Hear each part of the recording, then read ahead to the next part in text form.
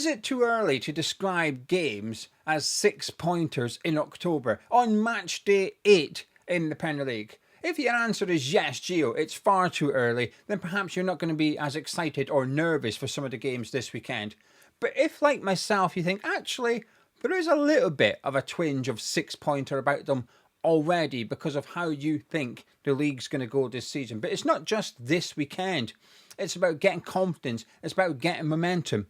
I think there's some big games this weekend at Turf Moor, Stadium of Light and the London Stadium. So let's discuss them, let's preview them and let's predict them just like some of you guys did a couple of weeks ago. And we've got one winner. And this is the best winner we've had on Tartan Geo so far. So the winner, I assume his name is maybe Anthony, Sunderland fan. He correctly predicted the right score for Spurs beating Leeds 2-1, Arsenal beating West Ham 2-0. He had Villa beating Burnley 2-1. He had Newcastle beating Forest 2-0. But he also had the correct outcomes for Wolves, Brighton and Brentford, Man City. So 14 points, which is a massive return. There was lots of 10, 11 and 12s a couple of weeks ago. Some really good predictions. But the best thing about this prediction, he missed a game.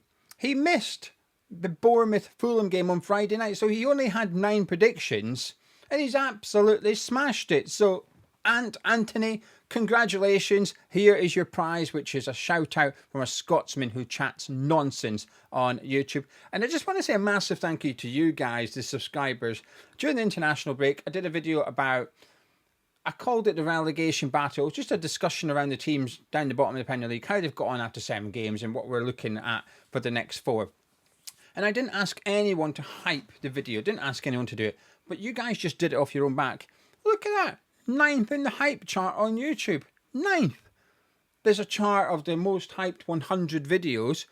The video I did was 9, top 10. Unbelievable. So massive thank you to you subscribers. Right, admin over and done with. Shall we get straight into it? Nottingham Forest taking on Chelsea. Ange Postecoglou obviously winless in his first 7 games. A lot of talk that he could get sacked. Sean Dyche could go in and it's probably not really the fixture he wants. He'll be glad it's at home. He'll be glad to have had that international break. I think he needed it. I think he just needed, because since he's gone in there, it's been very quick turnarounds of football. League game, Europa League game. League game, Europa League game. It's been tough for him. He's not really had a little bit of rest. He also had the Carabao Cup game as well, 2-0 up and then got beat 3-2 by Swansea. So he's not really had much of a break, Postecoglou. It's been a difficult start for him. Coming up against Chelsea, who have only won 3 of their last 14 in the league away, if we go back to last season, losing 7 of them. But 3 of those wins have come in the last 6 games away from Stamford Bridge. A lot of injuries, Chelsea, but that win before the international break at home to Liverpool felt quite significant. It felt huge. I don't want to describe it as a statement win, but even if it was, what is it? It's possibly to say that they are going to be in the top 4 of the season, which I think was expected of them. I think it was almost Chelsea finally hitting the standards we perhaps had for them before a ball was kicked this season. Sorry, Nottingham Forest fans, there's quite a few of you subscribe to this channel, but I'm going to say Nottingham Forest 1, Chelsea 2. However, I will say this, I'm really looking forward to watching that game. Moving on to the 3 PM games on Saturday, we've got quite a few for a change, starting with Brighton against Newcastle. Brighton have lost just 1 of their last 11 at home, winning 6.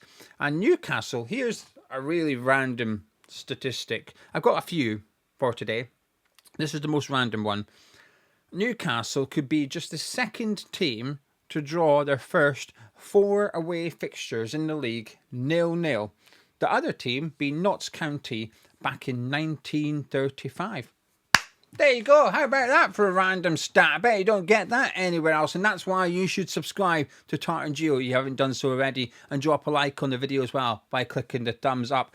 Brighton unbeaten in the last 5 against Newcastle too, which felt quite surprising because I rate Newcastle so highly and because I think Brighton are quite inconsistent. But actually, when I had a look at their form, they're actually consistent. I struggle. I really struggle to judge Brighton. I have a lot of expectations for them. I think they've got a really good squad. I think Hursley's a good manager. But I look at the league table and it feels a little bit underwhelming. But then when I look at their results, They're doing all right, actually. I think they've had... I should have wrote this down. This is a stat from my head. Fact check it before you repeat it.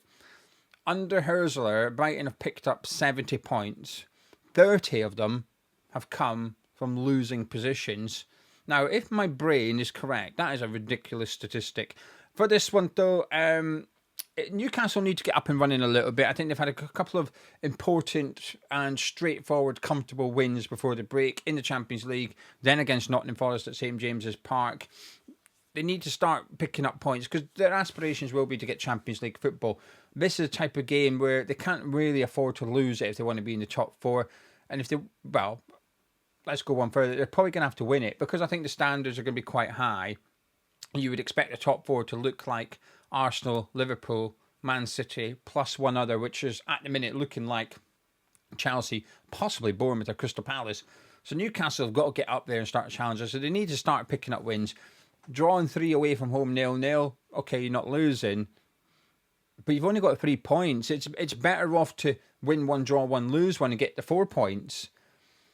I don't know if it's going to change at the weekend, though. I think the scoreline will change. I'm going to go Brighton 1, Newcastle 1. Right, off to Turf Moor. Here we go. This is probably the game I'm going to watch at 3 p.m. on Saturday. Burnley hosting Leeds. I don't care. This feels like a bit of a 6-pointer for me because it's not just this game, is it? This weekend. It's going forward. 4 games. Every team's got 4 games between the international break that's just finished and the next one. Some teams down the bottom of the Premier League are playing each other this weekend, next weekend. There's some real big fixtures coming up. I'm really looking forward to it. And I think in the next international break, everyone will have played 11 games. I think you're getting a bit of a sense who's going to be down there. Burnley are one of them, and I think Leeds might still be as well. But they've actually got quite a nice run of fixtures during this period, Leeds. They can get a win at Burnley. It sets them up. A home game against West Ham where you win that one. Suddenly, bang, bang, 6 points on the board. Takes the pressure off the next 2. The league table's looking lovely. As for Burnley, they won 1 and drew 1 against Leeds last season, which might give them a little bit of confidence going into this game. Leeds, here's another random stat. Leeds have not scored in the first half of a game yet this season. So hopefully they'll break that at Turf Moor. I keep saying Burnley are unlucky because I do feel like there's been an element of bad luck. You know, Liverpool, Man United conceding penalties in the very last minute and going from a point in each to nothing. I just don't think they've got the talent. I don't think they've got ability. A couple of Burnley fans commented on my video that I did about relegation, saying we're not good enough. Our defence looks all right. They're organised. The midfield's not great. There's nothing in attack. And when you feel like that after 7 games, it can be difficult as a fan. It is hard to pick yourself up and believe. And I think if they win this game, they might have that little bit of belief. But if they lose it, even after 8 games, it really will knock your stuffing out of you. As for Leeds, though, they're over a point per game, which is what you want to be achieving. And I think if they can win this, that's fantastic. But as long as they don't lose, I think that's an okay result for them, actually. I'm going to go Burnley 1, Leeds 1. Nonto's back for Leeds as well, which I think is important. Get Addison out of the team. In that front 3 of, Calvert-Lewin, Nonto and Okafor, that might be enough for them. Stacking that sort of, almost like a number 10 when I've watched Leeds play. He's getting forward quite a lot. I quite like it, though. They're all right. Leeds are doing well. Off to Selhurst Park, Crystal Palace, who finally lost a game in weird circumstances as Jack Grealish blocked a clearance and Everton won it in the last minute for them. The team, Leeds didn't score a goal in the first half yet. This is the team with the best first half record in Crystal Palace. At half time in 7 games so far this season, Crystal Palace have been leading in 5 of them and drawing in the other 2. Bournemouth, though, unbeaten since losing the opening game of the season away to Liverpool. Since then, they've won 4 and drawn 2. These 2 teams are fantastic to watch. If there wasn't such a big game at Turf Moor, I think this is the one I'd watch. If you want entertainment and you want goals, I think this might be the game you're going to want to tune into. Difficult to call. Now, while I'm predicting entertainment and predicting goals, both these games finished 0-0 last season. At Selhurst Park and down at Vitality, 0-0 in both of them. Would never have expected that. Well, that's why I like doing research for this show. I stumble across things and think, oh, did not know, did not expect. That is certainly one of them. But Palace in fantastic form. Pino's just gone in there, looked wonderful. I think Mitchell's improved because he's in there. Sarr, who missed a few games, he's back now. Mateta played for France during the international break, a huge occasion for him. Wharton somehow left out the England squad. I appreciate it as a Scotsman, England squad, but it just blows my mind, actually. The Crystal Palace defence is really good. And you look at Bournemouth, Semenyo, one of the best players in the league at the minute. There's a lot to like about this fixture. Difficult to call, so I'm going to go down the middle. Crystal Palace 2, Bournemouth 2. Off to the Etihad, Manchester City host Everton. Man City starting to find a little bit of form after a stuttering start to the season. 1-5 and drawn 2 of their last 7. David Moyes, though, has lost the last 8 at the Etihad. In fact, it's not really good reading for Everton and Moyes at Manchester City. Everton have not won a game away from home under Moyes against a side that finished in the top 3 the previous season. They've drawn 12 and lost 24. It's not a good record. As a West Ham fan who had David Moyes, when you went to the Etihad, you didn't really feel like you had a chance.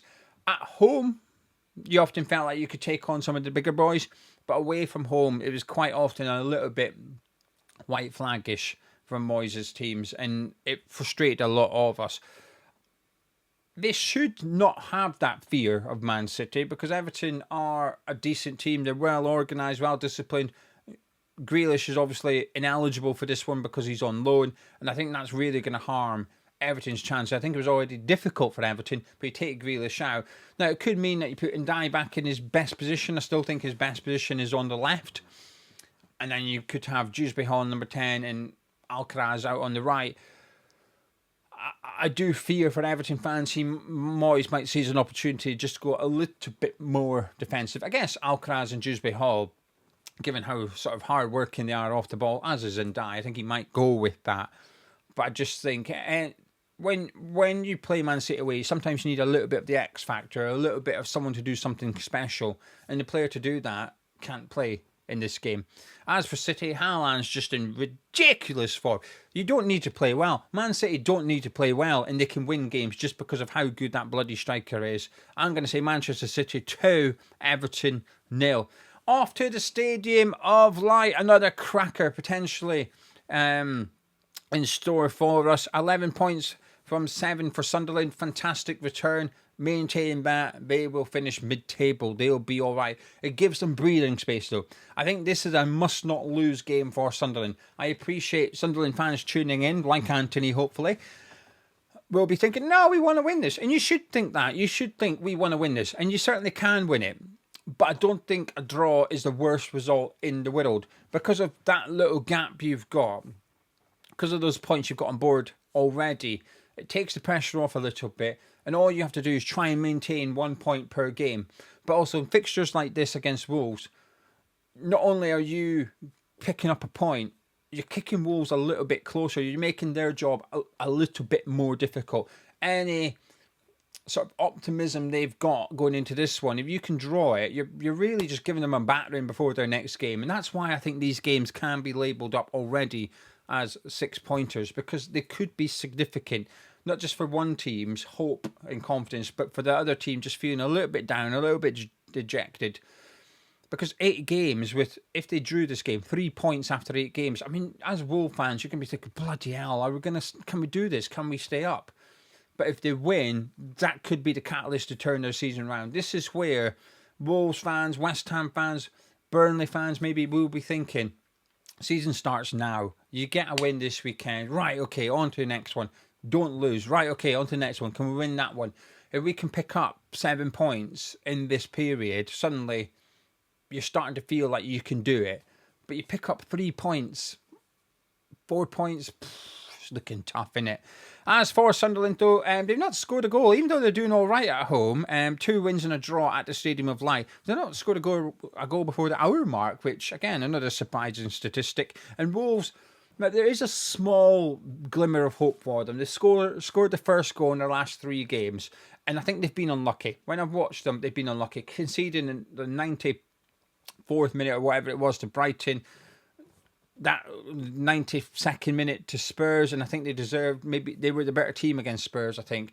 So Wolves will be coming away from those games with 2 points thinking, how on earth have we not got at least 4? And I would agree with them.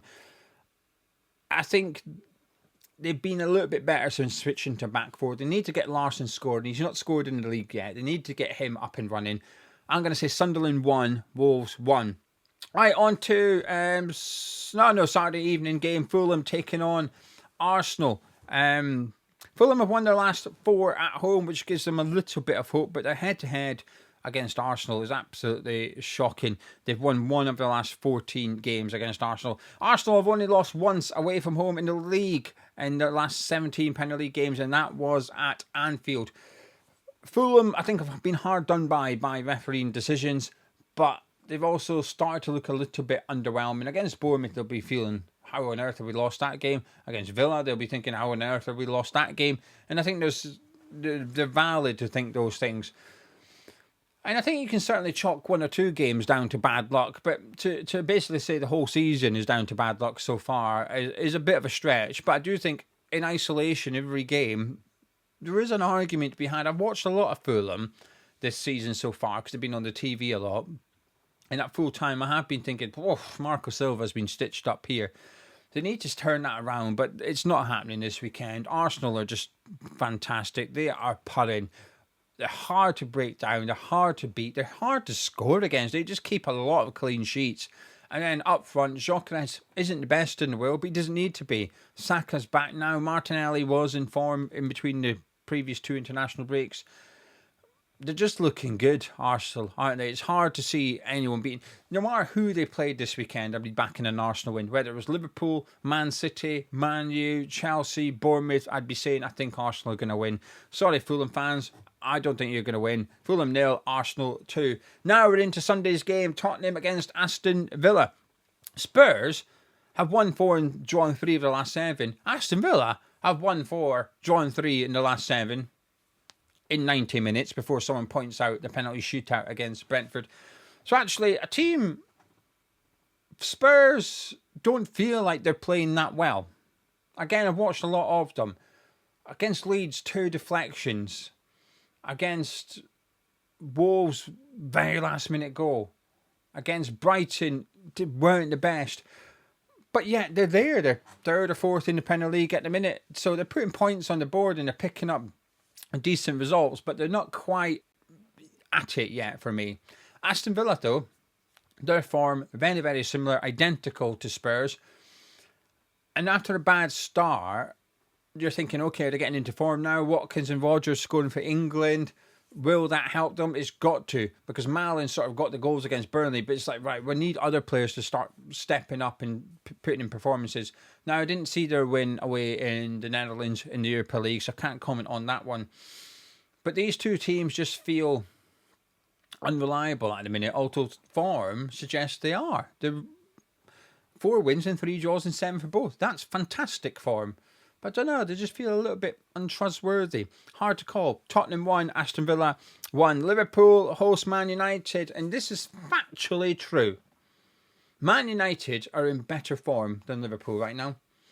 The Reds losing the last 3 games, albeit all 3 were away from home. Man United winning 2 of their last 3 as they head into this one. But they're not doing too good away from home. Winless in their last 8 away from Old Trafford. Man United now equalled the record. This is their worst run since 1989. Again, this is a fact from the brain. Double check it before you repeat it. I read it earlier. They've gone 8 away from home without a win. And the last time they went 8 games was back in 1989. And they ended up going 11 games without a win back then. So Amarim's sort of meeting and breaking records that he doesn't really want to be doing. And although they won before the break against Sunderland, I didn't see the game.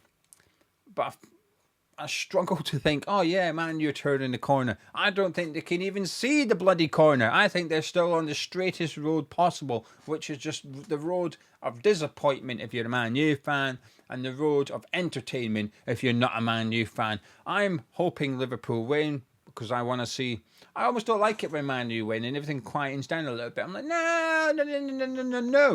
I want the circus. Get back in there, Ruben Amorim, you clown, and start performing. I like the circus of Old Trafford. I'm enjoying it.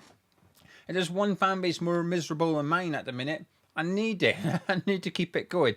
But whilst Liverpool have been in bad form before the break, and there's a lot of pressure now on Wirtz and Isak, and understandably so, when you're going to spend 100 and whatever million it was on each player, there's a lot of pressure on those two players now to turn up and do the business. Now, Isak, you can say, well, he didn't, he joined in the last minute and stuff. That's fair. But with Wirtz, new league, what is he, 8 games now without a goal and assist? He certainly did the 007 thing, because I've seen the memes left, right and centre about him.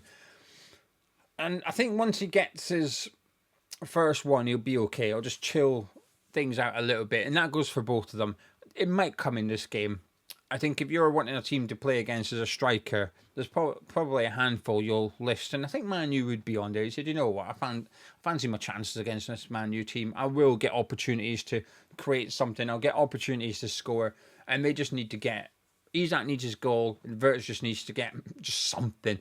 Saying that, I think he's been creating a couple of good chances, especially for, Salah against Chelsea. Wirtz certainly gave him a good chance. He missed it. There's not much he can do about that, right? I'm going to say Liverpool 3, Man United 1, just because I don't trust Liverpool's defence. I don't trust Konate in particular. I don't trust Szoboszlai at right back or Connor Bradley at right back. Kirkens ain't playing well. So I think Man U will score, because they've still got Cunha and Bournemouth. Sesko's got a couple of goals now, which... maybe I'll do a video about this. I seen an article during the week. He was voted the worst signing of the summer. Right, as much as I take the piss out of Man U, what is that about? Honestly, there's quite a few things I've seen during international break, articles and people saying things. Wound me up. Maybe I need to start doing a weekly show. Things that have pissed you off this week. It's dangerous though when you do stuff like that, because before you know it, someone's doing a video about you saying this guy's a twat. But then again, they won't be wrong. I'll even contribute to it if they ask. And lastly, we finish up on Monday night. My team, West Ham, taking on Brentford. I'm nervous.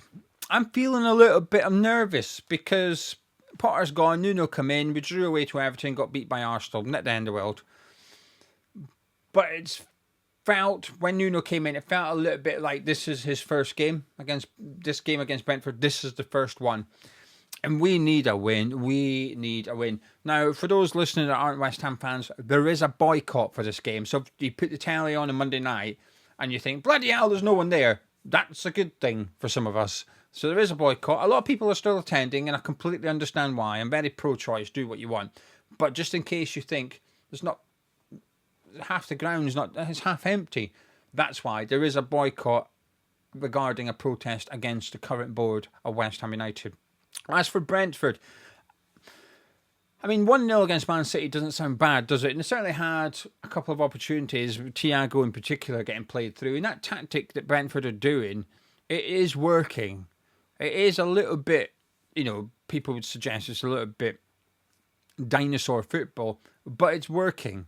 That ball over the top, Henderson, Yarmouk, whenever they get on it, boom, over the top straight away.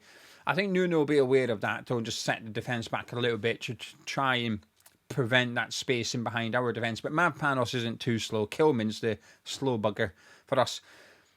And there's a lot of pressure on Brentford. I think there's a pressure on Keith Andrews. I think there's a bit of pressure, a small bit of pressure on Nuno, but a lot on West Ham.